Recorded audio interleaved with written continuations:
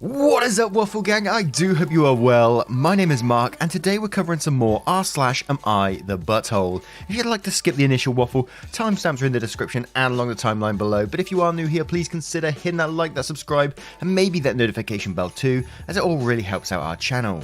Now, just a huge thank you for being here, and yesterday over on YouTube we did have a new member, Grammatica's Rebel. Thank you so much for joining us, and over on Patreon we had Baby Yoda's mum, a great name, and the Daybreak System. Thank you so much for your support. I know I haven't posted a members video in a couple of weeks now. It's mainly due to the Christmas period. I'm just trying to keep my head above water at this moment in time, but as soon as January comes around, we will be back into those. So do not worry about it. And with that being said, let's just crack on with today's stories. Much love, guys. Now, our first story comes from No League 5985. Am I the arsehole for not paying for my daughter's wedding after she went no contact with me? I paid college tuition for all three of my kids, 27 female, 29 female, 32 male, because I have the money and I wanted to. My older two studied computer science, while my youngest one decided to study fashion design. I wasn't really supportive about the fashion design degree at first and tried to warn my daughter that the job prospects for it wouldn't be that great, but she was insistent that that's what she wanted to study, so I paid approximately 60k for her to get a degree. However, afterwards she struggled finding a job in her field, and the one she did find didn't pay well, so she came back to me and asked me to help her get another degree. I told her I could help her take out a loan, but I wasn't paying and it caused a lot of problems between us, and she went no contact. She ended up going community college part-time while working as a server with help of her boyfriend. I helped my older two pay for their weddings, and my youngest daughter recently got engaged. She started talking to me and her mum again, and we're excited about the wedding. However, she started planning for things way out of her budget that her older sister and brother were able to have at their weddings. Her mum and I were worried that this wedding would not be good for her financially and decided to talk to her about it. My younger daughter told us she thought we would pay for most of it and was planning on having a high-end wedding close to what my elder two had. My wife and I told her we're not going to drop 30k to pay for a wedding after she went years of no contact with us. Furthermore, my elder two paid for most of their own wedding. We just pitched in about 5k for each of them. They both make good money, well into the six-figure range. My younger one got super angry with us and complained how it wasn't fair that her siblings got better things than she did and said we were playing favourites. Am I the arsehole for not paying for her wedding? You know, like you said in this story, you only paid 5k, I say only, it's a lot of money, but 5k towards the other two's weddings, you know, and I'm sure you was willing to do that for your youngest. You're just not going to foot the whole wedding bill. Your youngest daughter sounds so entitled. The fact that she came back to you, asking for you to pay for another degree after you dropped 60k on it. It sounds like she doesn't understand the true value of money because she's had a lot of things handed to her, which, you know, is really sad. And I can't really blame that on you guys because you guys are just trying to support her as best as you can. But she's clearly got a bit of a toxic attitude going on here. And as we're getting towards the end of the post where it says, you know, she came back into your lives and was talking to you again, I know this is going to sound really horrible, but it sounds like she only came back into your lives for that reason, for you guys to pay for the wedding, for the way she acted afterwards when you said no, which is really awful. But Amara Undone says, unfortunately, it sounds like she may have only tried to mend things so you'd foot the bill for her wedding. Not the arsehole. And Kerry23 says, not the arsehole, you are being totally fair. Give her the 5k or whatever you spent on the other kids and don't lose any sleep over it. If you do more than that, then you're not being fair to the older kids. You know, at this point, I don't even think I'll give her that 5k for the attitude she's showing right now. And GRN Gecko says, not the arsehole, sounds like she only initiated contact due to wanting cash for wedding. I'd contribute the same 5k so that you can continue to treat them equally. If the youngest can't deal with that, her problem. She sounds a bit self-entitled. Keep doing what you're doing, Dad. Idro1 says, not the arsehole, I think your daughter actually majored in entitlement in college. Too bad she can't get paid for that. She's a pro. You basically set 60k on fire and she wants more. That's just incredible. And Even Speech says, not the arsehole, your daughter seems to have some entitlement issues. The fact that you're paying anything after she went no contact with you is already very generous and loving, but you're not an ATM and she should not be treating you like one. And Bring On The Coffee says, going a bit against the grain here, but it seems like a very one-sided point of view of what's happened, especially while your daughter went no contact here. I'm going to say everyone sucks here. You, for reasons, your daughter supposedly no contact with you, and your daughter for trying to build a relationship for selfish reasons. Maybe introspect a bit and try to reconcile what is left of your relationship with her before you bring money into the equation. A very interesting viewpoint there too. Now, what do you guys think of this situation and how would you deal with it? Do you think that, you know, the daughter is just so entitled, doesn't deserve any money? Would you give her the 5k and say, you know, that's all you're getting? Or would you pay for the whole wedding? Let us know in the comments below. And our next story comes from Atlanta28. Am I the arsehole for refusing to use my son's emergency fund to pay for my wife's dad's surgery? My male 37 son, 9 years old, has CHD, coronary heart disease, for anyone wondering. We knew my son had a problem since my ex-wife was pregnant with him. He had an enormous procedure on his heart when he was 10 days old. We had a huge responsibility of making sure he was recovering, and the only people we talked to at the time were surgeons, pediatricians and cardiologists. I didn't get to spend much time with him, missed a lot of great moments together because of his condition, but all that didn't matter. I just want him to grow up and be healthy just like any other normal kid. He's 9 years old, visits the doctors every week, and we're still dealing with issues. Every once in a while, there seems to be an issue coming up unexpectedly.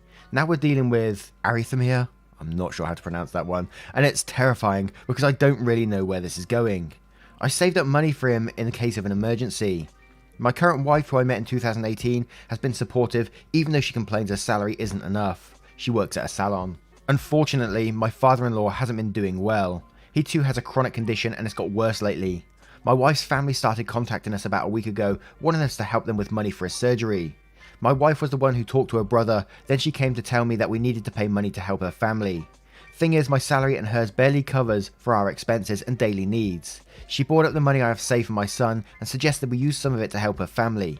She got mad when I said the money wasn't going anywhere and that my son is sick too and he's a priority to me, and should be to her as well. She said she was pressured by her brother who kept calling her and asking her to pay. I told her it wasn't my problem. It's my responsibility as a parent to worry about the future might hold for my son and be prepared. She got upset and she took it in as I don't care about her dad and how he's the only parent she has left. Trust me, I understand completely, but my son is priority. He's literally dependent on me and I need to make sure I'm there for him. I've had a lot of people close the door in my face when I was begging for money to pay for my son's hospital stays, and I can't let this happen again. She said that I worry too much and need therapy to deal with my issues, but I told her to stop asking because it was final. She wants to invite her brother to come talk to me and explain the situation, but if he shows up, I'll let him know I'm not obligated to pay since I'm already dealing with my son's issues that keep coming up till now. I understand that my wife's family is my family and they're decent folks and don't deserve this, but my son is my priority. Now, when I come into these stories, I always try to put myself in people's shoes and what they're thinking and stuff like that. So stepping into this, into the wife's shoes, I can totally understand where she's coming from at first, asking for the money to help the father. And, she did ask and she got told no because the son is the priority, which I think is absolutely fine. You're always okay to ask first and see what you can do to help, a relative. Because if, like, my dad, who's like, terminally ill, if there was a way I'd be able to help him with money, I would certainly approach that and say, like, with my hypothetical partner, look, can we spare some cash to help my dad out? If they turn it down, then you have to respect that, I think. Especially with the reasons OP comes up, they got a sick son who needs this money, and that money was saved specifically for that purpose. Now, I'm going to try and put myself in the shoes, of the person, the dad who's actually suffering as well, who is ill, who is chronically ill. And, I would feel so guilty if I took money from someone that was also very ill and needed that money in the future, a younger generation from me. And I don't think I'd be able to use that money on myself. So it would be very interesting to know the actual dad's take on this, the dad that's ill in this situation. But I think where the wife does become the arsehole is when she's trying to invite her brother down to convince you to, use that money for that purpose. You can't pressure someone into doing something like that when you're trying to look after your own son. I don't understand why she isn't stepping back and saying, look, yeah, our son might need this money in the future as well. He's already suffering over the last couple of years because of this. So yeah, absolutely not the arsehole in this situation. You need to look after your son, in my opinion. But Stacks0417 says, not the arsehole, that money was specifically meant for your son's medical needs, and it would not make sense for you to use that for your father-in-law. Your wife is becoming a bigger arsehole by continuing to push your buttons until you give her the money. And OP replies, she knows exactly how hard it is for me. I haven't bought new clothes since God knows when, haven't enjoyed a decent meal at a restaurant, my car has been in the garage for 4 months now because I don't have enough money to get it fixed. I do this to make sure I have the money for anything that comes up in case my son needed surgery or a device, and this stuff is expensive. Like I said, there's literally no one I can count on when they're all willing to see me struggle, and I'm talking about my family here. I've come to terms with it and I've learned my lesson. And Brain Plague 2 says, not the arsehole, I am a 55 female with a bad heart, and I am looking at living at less than 5 to 10 years. Not a lot when you compare it with a 9-year-old boy. I don't know how old father-in-law is, but he has lived his life, as have I. Your son being only 9 still has a lot of life to experience, good or bad. In my honest opinion, you did the right thing. I put myself in your shoes and came to my conclusion. I don't even like kids. Good luck. To which Stretch overall replied to that comment saying, don't give up. Then Brain Plague then replied to it again saying, I will give up when my heart does. Thanks for the encouragement. Happy holidays to you and yours. And let's just hope Brain Plague, exceeds what she's expecting out of her heart at the moment. Bless her, man. And Sunny394 says, not the arsehole, divorce your wife before you even consider your son's emergency fund. He's 9 years old, chronically ill, and there's a global pandemic. Make sure your wife does not have any access to this fund, or she may use it without your permission. And Jurissy Sarcasm says, not the arsehole. I understand why she asked originally, and had it stopped there, I would have said no arsehole here. But she's gone into being an arsehole territory by continuing to push for it, and even attempting to use others to try and strong arm you into using it. And then I found a comment which raises some questions too. So CBVV says, I feel like everyone is judging without knowing the whole story. How is OP able to save the money for an emergency fund? Does the wife contribute? If the wife doesn't help OP financially, would OP be able to save money? To be clear, OP is not the arsehole for putting his son first. However, the finance in a marriage should be fair. How is the financial responsibility divided between OP and his wife? When she complained her salary is not enough, what does it mean? For example, if OP was focusing on saving money for the son, while OP's wife takes care of the majority of the bills, that means OP's wife is entitled to part of the emergency fund, since OP wouldn't be able to save without his wife's help. If OP feels like OP have done his responsibility and the money OP were able to save are as extra money, which doesn't affect his wife in any way, then the wife is not entitled to that money. I hope you can see what I mean. If OP is able to save the money thanks to his wife's help, then he should determine a fair amount of it and give it to her so she can save her father. And that does raise some questions about, how the money is split, but it also still raises the question, what should be the wife's responsibility, her son or her father? But I don't know. So I'm going to turn this one to you guys. What do you guys think of this situation, and what would you do in it if you was OP or if you was the wife? Let us know in the comments below. Now our next story is from a throwaway account. Am I the arsehole if I don't want to share my wedding necklace? Some details have been changed for privacy. Hi all, long time lurker, first time poster here. Some background first. I, 37 female, have been married to my husband H, 36 male, for nearly 2 years now. We live in Canada, he's Canadian and I moved here 3 years ago. Prior to that I was born and brought up in India. Neither of us is very religious or traditional, and I'm openly deist. Both of our families are somewhat religious but not very devout. They had a few reservations about us, but so far it's all been great. For our wedding we had a small wedding ceremonies in both cultures and a party afterwards, and my husband's family quite enjoyed participating in all the pre-wedding functions for the Indian part. On to the problem. As part of the Indian wedding, my husband had to place a Mangal Sutra, I hope I pronounced that right, around my neck. A Mangal Sutra is a gold necklace with black beads, and in our culture it's equivalent to a wedding ring, but only for the women. I don't like them because they're sexist and because they're chunky, ugly and don't go with anything. I told my mother not to get me this and not to include it in the ceremony because it's an expensive waste. I won't wear it and it's like a white elephant. I can't give it away or sell it, I have to keep it. My mother, being the smart cookie that she is, worked with my cousin to have one with a modern design, custom made for me. It's stylish, minimalist and goes with almost everything and I love it. I still don't wear it all the time, but quite frequently. As a contrast, I wear my wedding ring all the time, because my husband wears one too, and because I like wearing rings. The problem I'm having is with H's sister, E. E and I get along well, and I'm quite keen on fostering a good relationship with my in-laws, because all my family is back in India. E loves the design of my Mangal Sutra and wants to borrow it. Now, I'm not religious at all, but no one can shed the influence of their culture completely, and it's the same for me. For me, the Mangal Sutra is a symbol of my matrimony and not something that can just be lent out, especially not to my husband's sister. I've offered to have something similar made for her, but she says she doesn't want us to go through the trouble or expense for something she only wants to wear once or twice. Why I think I'm the arsehole is that I can see her point. I am a logical person and logically I have no reason to refuse, and I can't just pick and choose things when I want to be logical about. But emotionally for me, the necklace is like underwear. You may or may not wear it, but you don't share it. For the record, I'd have the same feelings about it. If it were more of a traditional design and I didn't like it as much as I do. I've tried to explain this to her, it's not something we've thought about and she always accepts a refusal graciously, but she doesn't stop asking. It's like she thinks after a reasonable time passes it'd be okay for her to borrow it. So Reddit, am I the arsehole? Now I'm sort of looking at this, wedding regardless, tradition regardless, religion, all out of the picture. This is just something that you're really attached to. This is something that someone had made for you, just an object, let's say anything that someone's had made for you and you don't want to lend it out. It's quite that simple really, you don't have to do it. You don't have to share it. And I think it just, just anything in life that, you're attached to, someone's given to you, and you don't want to lend it out. You don't have to. It's that simple, really. So absolutely not the arsehole in this case. But when you bring all the other bits into it, religion and sentiment and all that kind of stuff as well, then it makes you even less of an arsehole in the situation. Not that you was an arsehole to begin with. But Snoot Advice says, fellow Indian here, just ask your husband to get something made for her. Tell her next time she asks that her wearing it would mean that she's married her brother. It may sound harsh a bit sometimes, but it's what you gotta do. And since you politely declined, it doesn't make sense for her to keep asking. That's rude. And since this is so personal and cultural for us, even though I'm similar in beliefs regarding the Mangal Sutra, can't pronounce that, I'd be very, very offended on some level that my sister-in-law wants it and doesn't give up. Just ask your husband to get her a chain that's a little similar for Christmas. Wow, thank you for the awards, people. And Amis97 says, not the arsehole, it's yours and it means something special to you and your culture, so why would you need to lend it out to someone who's going to wear it once or twice, especially since your mother had it specially made for you? You wouldn't give out something so personal like your wedding ring or your dress for someone to wear it, so it's unfair for her to keep asking you to borrow it. It may be inappropriate for her to even wear it considering she's Indian. I'm not sure.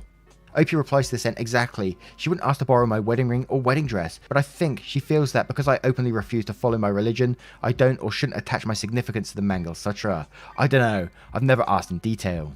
And Ninyuki91 says, not the arsehole, emotional attachment, especially one that is also attached to tradition, is hard to pass over to logic/reason.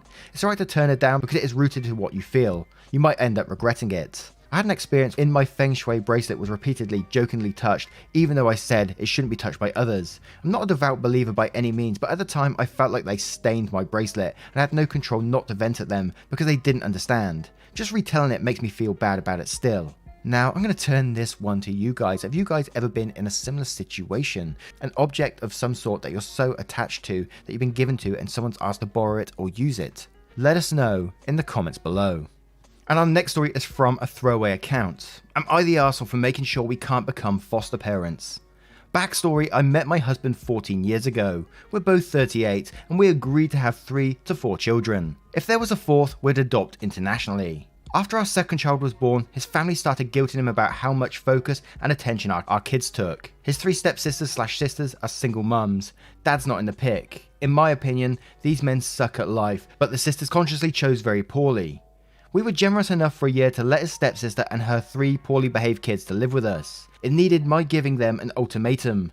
Choose which family he wanted to be a father to. She got 60 days notice and referral to job leads. This was 4 years ago and she still bitches about the injustice. I was not able to love her kids near what I do for my own. I felt pressured to. In fact, I went from really loving her kids to feeling sometimes resentment, usually nothing at all towards them. I really hate sister-in-law now because she felt entitled to cuck me and my husband into providing for her kids. She's pregnant again and crying about rent. My kids' relationship with their aunt and cousins is badly damaged as well. The past 2 years, my husband kept coming up with excuses not to be intimate or why I needed to work on XYZ before having another baby. It was stuff like get in better shape, get a promotion because my 6-figure salary is insufficient, etc. I crushed those goals and he kept moving the bar. He now tells me he feels called, manipulated, to foster and try to start a conversation with an acquaintance of ours who works for the system. She was very excited, but I told her the truth. I don't feel I have the emotional capacity to be a temporary parent or deal with the system's drama. She agreed with me that the system is a roller coaster. Based on the experience with sister-in-law living with us, I don't feel that I'll be able to treat each child equally emotionally. I feel cheated out of my 3rd child and I don't see myself not being resentful towards my husband anytime soon. And I feel resentment to the foster child too. I also told her that I feel like my husband has a poor sense of personal boundaries. I feel like his minister is guilting/manipulating him based on our race and high income and might not enforce them with the birth family. And that I didn't see it being a healthy or positive situation for anyone concerned. Our acquaintance said some shit about praying for me, ended the conversation hurriedly. She apparently messaged my husband later the day to tell him she couldn't in good conscience place a foster child with us. Now the narrative is that I'm denying vulnerable children out of a loving home. Personally, I don't feel like this is something I should do or be expected to do when my heart's not in it. But the fact is that we have the material, not emotional, to provide. Edit for Siri typo. I'm going to say here that the dozens of people calling me Satan, none of them is lining up to the foster children. Who's the arsehole? Now clearly, before we even get into any of it, there needs to obviously be some sort of marriage counselling going on here because you can't carry on down this whole manipulation path that seems to be going on.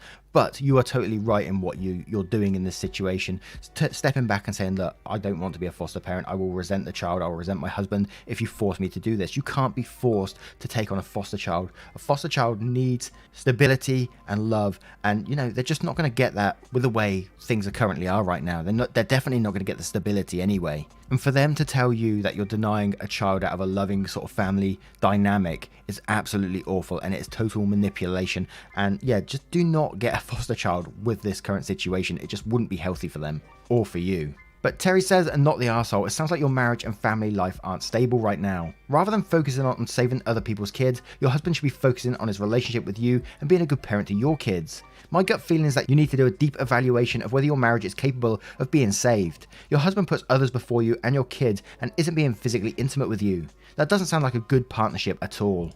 Omadon says, not the arsehole, a boundary is a boundary and you are being very clear. Good on you for being honest with yourself and the acquaintance. No matter what anyone tells you, protecting the children you have is your most important role. You are doing that and trying to prevent more hurt. I can't stress enough how much I don't think you're an arsehole. Wicked Lucky says, not the arsehole, you two need some therapy, individual and marital. And Cautious Optimism says, you're completely correct that you should not be fostering children right now. The convo with the acquaintance should have been led by the two of you in a marriage counselling with professionals, not clergy. There are too many issues in the marriage to make a good home for a fragile child. I hope your family, including kids, can heal from this and find a healthy balance, whether you have more kids or not. Resentment will eat you alive, not the arsehole. Now, what do you guys think should happen in this situation? Obviously, taking on a foster child is a wonderful thing to do if your family has the dynamic for it. I don't think you should ever take on a foster child if, you know, things ain't perfect. That's the last thing a foster child would need. But what do you think? Let us know in the comments below. Now, once again, guys, thank you for being here today. I hope you have enjoyed today's stories. And if you did, you know what to do. Hit that like, that subscribe, and that maybe that notification bell too. And if you want to further support the channel, that would be absolutely awesome of you, but no pressure to do so. You know, as I always say, we're in tough financial times right now. And the last thing I want you to do is be supporting me when you could be, you know, helping yourself. So, but if you do want to support, you can click that join button below through YouTube, or you can head on over to Patreon. There's different tiers and things like that. But, you know, no pressure to do so. And just a thank you for being here, and I will see you in the next one. Take care, guys. Much love.